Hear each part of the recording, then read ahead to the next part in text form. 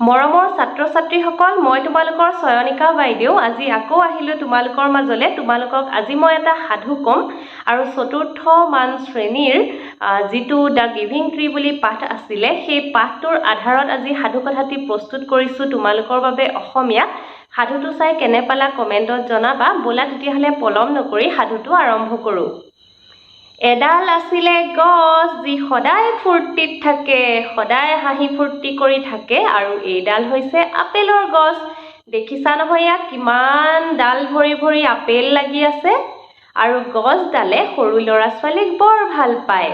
আৰু এই গছজোপাৰ আছিলে এখন গাঁৱত, আৰু সেই গাঁৱতে আছিলে ৰাজু নামৰ এজন ল'ৰা। ৰাজু হৈছে এজন সৰু ল'ৰা, আৰু ৰাজুৱে এদিন গছজোপাৰ ওচৰলৈ আহিলে আৰু গছজোপাই তেতিয়া ৰাজুক মাতিলে যে, ৰাজু আহা আহা, বা তুমি মোৰ কাষলৈ আহিছা, মোৰ লগত খেলাহি আহা।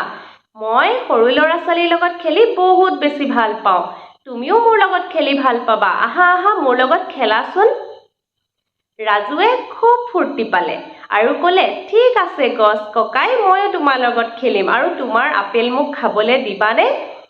গছে ক'লে, কিয় নিদিম, আহা আহা, মোৰ আপেলবোৰতো তোমালোকৰ বাবেই, মানুহৰ বাবেইতো এয়া সৃষ্টি, তোমালোকে যিমান খোৱা খাব পাৰা আৰু মোৰ লগত খেলাহি আহা। ৰাজুৱে ৰং মনেৰে গছৰ সৈতে বহুত দেৰি খেলিলে আৰু গছৰ ডালবোৰতো ওলমিলে, জুলিলে, খেলিলে। ভাগৰ লগাত ৰাজু ঘৰলৈ গুচি গ'ল।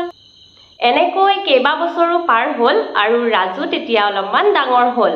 ৰাজুৱে ডাঙৰ হৈ আকৌ এদিন গছৰ কাষলৈ আহিলে আৰু গছজোপাই তেতিয়া ৰাজুক দেখি সুধিলে, বা ৰাজু, ইমান দিনৰ পিছত তুমি আহিছা, আহা আহা মোৰ লগত খেলাহি, মোৰ ডালত জোলাহি আহা। ৰাজুৱে তেতিয়া ক'লে, মই এতিয়া ডাঙৰ হ'লো, মই তোমাৰ লগত নেখেলোঁ আৰু মোৰ যে এতিয়া জানা বহুত চিন্তা, মোৰ এতিয়া ঘৰ বনাব লাগে, আৰু ঘৰ বনাবলৈ মই বাৰু এতিয়া কি বস্তু ক'ত পাওঁ তাকে চিন্তা হৈছে, তুমি জানো মোক সহায় কৰিব পাৰিবা?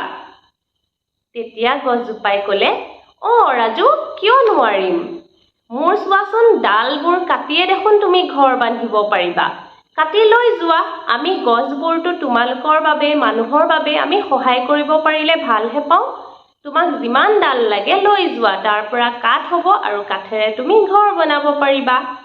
ৰাজুৱে তেতিয়া বৰ ভাল পালে আৰু ভাবিলে, ঠিক কথা এইটো কৈছে গছে, তেতিয়াহ'লে মই গছৰ ডালবোৰকে কাটি পেলাওঁ।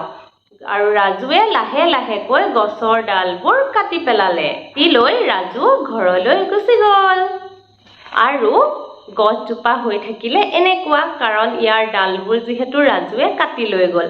তথাপিও গছজোপাৰ ফূৰ্তি চোৱা, ধুনীয়াকৈ হাঁহি হাঁহি ৰৈ আছে। তাৰ পিছত ৰাজু আকৌ এদিন আহিলে। কেইদিনমান যোৱাৰ পিছত ৰাজু আকৌ আহিলে। গছজোপাই আকৌ ৰাজুক মাতিলে, ৰাজু আহিছা, আহা আহা মোৰ সৈতে খেলাহি, আৰু তোমাক কি লাগে কোৱাচোন মোক, ভাল লাগিলে বহু দিনৰ পিছত তোমাক দেখি। তেতিয়া ৰাজুৱে ক'লে, ৰ'বা ককাইটি, মই আকৌ চিন্তাত পৰিছোঁ, মোৰ এতিয়া খেলাৰ বয়স নাই, মোৰ বহুত চিন্তা হৈছে, মই বাণিজ্যলৈ যাব লাগে আৰু বাণিজ্য কৰিবলৈ যাওঁতে এখন নাৱৰ দৰকাৰ হৈছে, এতিয়া নাওখন বান্ধিবলৈ কাঠনো মই ক'ৰ পৰা পাম? তেতিয়া গছজোপাই ক'লে, কিয় চিন্তা কৰিছা ৰাজু, মই থাকোঁতে, তোমাক দেখোন যি লাগে মই সহায় কৰোঁৱেই, আৰু আমি গছবোৰতো মানুহৰ কাৰণেই, তোমাক যিমান কাঠ লাগে লৈ যোৱাচোন, মোৰ গাটো এতিয়াও আছে নহয়, তুমি মোৰ গাটোকে কাটি লৈ যোৱা, ইয়াৰ পৰা ধুনীয়া এখন নাও সাজিব পাৰিবা। ৰাজুৱে ভাবিলে, হয় ঠিকেই কৈছা গছকাইটি, তেতিয়াহ'লে মই তোমাৰ গা গছডালকে কাটি লৈ যাওঁ, ইয়াৰে এখন নাও বনাম আৰু মই বাণিজ্যলৈ যাব পাৰিম। তাৰ পিছত ৰাজুৱে গছজোপা লাহে লাহেকৈ কাটিলে আৰু কাটি ঘৰলৈ গুচি গ'ল। তাৰ পিছত চোৱা, যেতিয়া গা গছডাল কাটি নিলে, গছডাল হৈ পৰিল এনেকুৱা। তথাপিও গছডালে হাঁহি থাকে। আৰু ৰাজু তেতিয়া বুঢ়া হ'ল। ৰাজু যেতিয়া বুঢ়া হ'ল, তেতিয়া আৰু বেপাৰ বাণিজ্যৰ কথা ভাবিবলৈ নাই, টকা পইচা দিওনো ৰাজুৱে এতিয়া কি কৰিব? ৰাজু আকৌ এদিন আহিলে, এইবাৰ আহিলে বুঢ়া অৱস্থাত, আৰু গছজোপাই ক'লে, বা ৰাজু আহা আহা, বহু দিনৰ পিছত দেখিলোঁ তোমাক, কোৱাচোন কেনে আছা? ৰাজুৱে তেতিয়া ক'লে, মোৰ বহুত বেছি ভাগৰ লাগিছে জানানে, বয়সো হ'ল, এতিয়া আৰু ঘৰ দুৱাৰ একোৰে প্ৰয়োজন নাই, টকা পইচাৰো প্ৰয়োজন নাই, গতিকে বাণিজ্যলৈ যোৱাৰো দৰকাৰ নাই, মোক এতিয়া লাগে মাত্ৰ জিৰণি, আৰু তোমাৰ পৰা মই জিৰণি পাব পাৰিমনে বাৰু? তেতিয়া গছজোপাই ক'লে, ৰাজু কিয় নাপাবা, তুমি মোৰ এই যে দেখিছা মূঢ়াটো, এই মূঢ়াটোতে বহি জিৰণি ল'ব পাৰিবা, আমি গছবোৰতো মানুহৰ বাবেই নহয় জানো, তোমাৰে যদি সহায় কৰিব নোৱাৰো তেতিয়াহ'লেনো কেনেকৈ হ'ব? তাৰপিছত ৰাজুৱে ধুনীয়াকৈ গছজোপাৰ মূঢ়াটোতে বহিলে। এয়া দেখিছানে, ৰাজু বুঢ়া বয়সত এনেকুৱা হৈ গ'ল আৰু গছজোপাৰ মূঢ়াটোত বহি জিৰণি ল'লে আৰু বৰ সুখ মনেৰে ধুনীয়াকৈ ভাগৰ মাৰিবলৈ বহি ল'লে। এতিয়া তোমালোকে বুজিলানে বাৰু সাধুটোৱে আমাক কি শিকালে? আচলতে গছজোপাই প্ৰথমৰে পৰাই ৰাজুক দিয়ে আহিছে নহয় জানো? যেতিয়া গছজোপা আপেলেৰে ভৰি আছিলে তেতিয়াও গছজোপাই আপেল খাবলৈ দিছিলে, ৰাজুক খেলিবলৈ দিছিলে, আৰু যেতিয়া ৰাজুক প্ৰয়োজন হ'ল তেতিয়া কাঠৰো যোগান ধৰিলে, কাঠেৰে ঘৰ বনাবলৈ দিলে, নাও বনাবলৈ দিলে, আৰু যেতিয়া ৰাজু বুঢ়া হ'ল তেতিয়া গছৰ মূঢ়াটোত বহি জিৰাবলৈও পাৰিলে।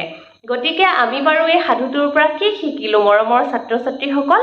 গছৰ পৰা আমি বহুত কিবা কিবি পাওঁ নহয় জানো, আৰু গছে আমাক যিমান পাৰে মানুহক সহায়হে কৰে। গছে আমাক কাঠ, খৰি, খেৰ সকলোবোৰ দিয়ে, ফল মূল দিয়ে, আমি যিবোৰ আহাৰ খাওঁ সেয়াও আমি গছৰ পৰাই পাওঁ, আৰু গছে আমাক ছাঁও দিয়ে নহয় জানো। আৰু বাকী বিজ্ঞানৰ যদি কথা ক'বলৈ যাওঁ তেতিয়াহ'লে গছৰ পৰাই আমি অক্সিজেনো পাওঁ নহয় জানো। তোমালোকে সেইবোৰ পাঠ্য বিষয়ত আছে, সকলোবোৰ খৰচি মাৰি পঢ়িলে বুজি পাবা। আজিৰ সাধুটো ইমানতে কৈ সামৰিলোঁ, তোমালোকৰ কেনেকুৱা লাগিলে জনাবা। আকৌ লগ পাম দিয়া নতুন কিবা এটা বিষয়বস্তু লৈ। আজিলৈ আহিছোঁ।